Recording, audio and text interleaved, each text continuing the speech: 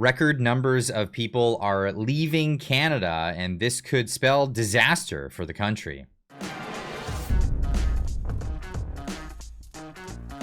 Now, there's no shortage of YouTube videos out there saying, bye, Canada, I'm leaving, see you later, sayonara, that kind of thing. But the brain drain is a real phenomena. This is an issue I've been talking about on the channel for some time. If you're new to the channel, hit subscribe, get on over here, join us. We do live streams every Friday evening. But the brain drain is a real phenomena, and this is something that's been reported on here. Better Dwelling wrote an article a while back saying Canadians flee the country in the fourth highest volume in 73 years. This is crazy. Now, the brain drain is the idea that people are leaving who are the main drivers. The old book Atlas Shrugged was kind of an idea, a premise novel written about this idea of the brain drain. The people who are actually that hold the world up. What if they were to leave? What if they were to just shrug and say see you later and leave it to all the other people who are sucking from the system? Well, this is the reality in Canada, and it's slowly becoming a real issue. As we see many Canadians are leaving the country, we're also seeing valuable immigrants that are leaving the country. Now, and I'm gonna have to preface this with immigration is a good thing when immigration is done correctly. Now, immigration has not been done correctly in the recent past, but let's have a look at this. Now, the Institute of Canadian Citizenship every year puts out what they call the Leaky Bucket.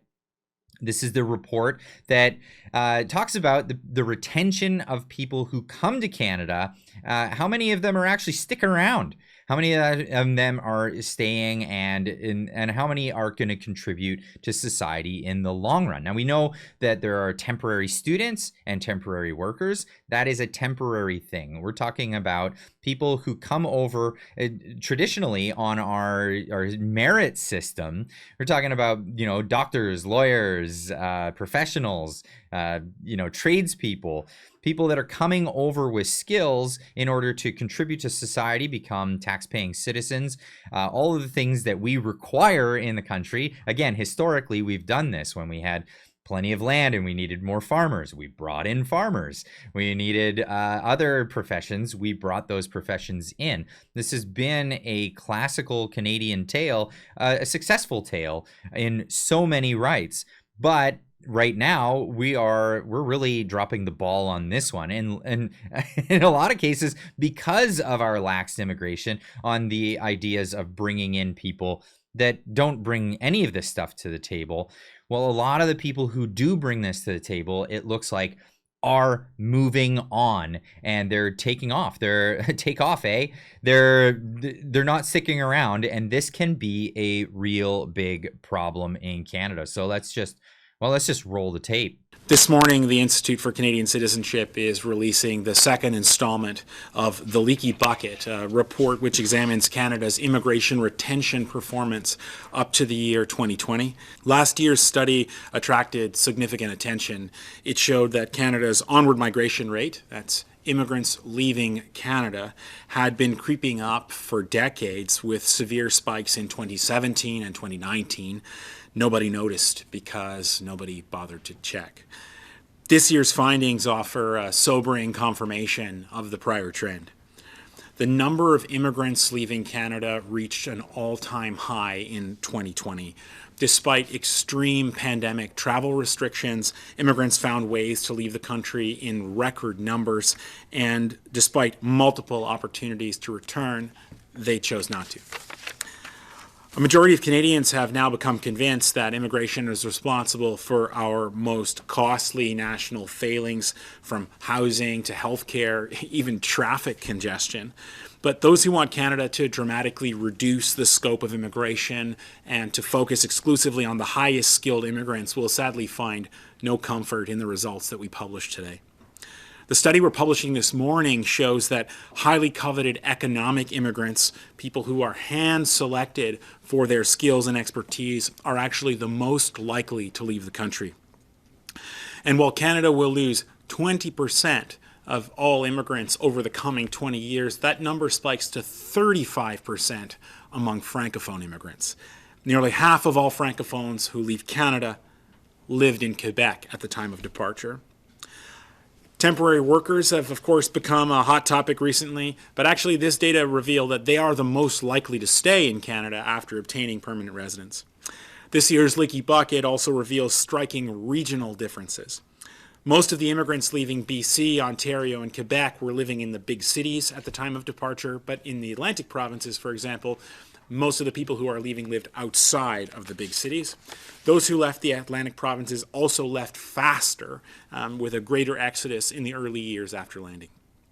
We further learned that immigrants from some countries are actually far more likely to leave than others, and leavers from these countries are also far more likely to have obtained Canadian citizenship prior to departing. So what does all of this mean for Canada? That's the important question. I'd say that the most sobering implication is that the two categories of immigrants Canada prioritizes most, those are economic immigrants and Francophones, are actually the least likely to make Canada their forever home. Now, Canada has a strong national interest in retaining immigrants who bring invaluable economic and language skills to our shores, but simply opening the door is not enough. We must take a broader view of settlement services, going beyond mere support for people in need to a perspective that actually sells immigrants on Canada as a permanent home in those crucial early years. We also need to discover some urgency here. This year's report confirmed last year's findings that immigrant retention is very time sensitive. The risk of departure is highest between the 3rd and 7th year after landing, and we have a national obligation and a national interest in making those years truly excellent. These findings raise some tough questions about our selection priorities. Should a person's likelihood of remaining to contribute over the long term factor into our admission criteria? Another major implication is that a highly diverse country such as ours requires a highly diverse toolkit. There are striking retention differences between language groups, between entry categories and regions and province of residence. So we need targeted, flexible, and localized strategies for each case. But most importantly, this is an urgent wake-up call to Canada. We would do quite well, frankly, to get over ourselves. This is a beautiful and bountiful country. It's given us so much, but our prevailing understanding of immigration is unfortunately really quite backwards.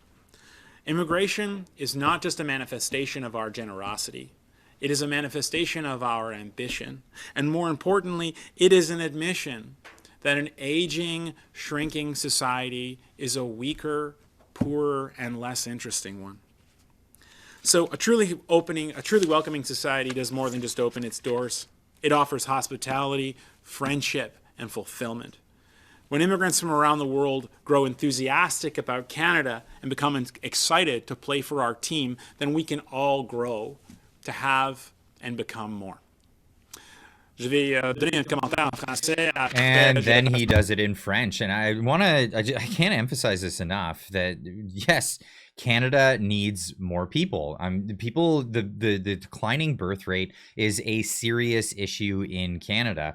Of course, we want to get the right people, but at the moment, it seems like we're creating a situation that is fostering the right people to want to get out of here, and also Canadians who have been here for generations to skedaddle, get on, and leave. So I want to leave this up to you guys in the comments down below. What do you think? What do you think a solution for Canada could be? Obviously, economic situations are a huge consideration here with our dwindling economy and no real vision of prosperity in any capacity with our current administration that is absolutely at fault for why we have a dwindling economy. That's not looking good for prospects of people who may possibly want to come here. In fact, investors are also not even considering it. Famously, Kevin O'Leary saying, having a spat with Justin Trudeau publicly over this. I'll leave this with you. Leave this in the comments section down below. Let me know what you think. Is immigration a strength, or has it been causing a lot more problems for us? We'll see you in the next one. Keep on trekking.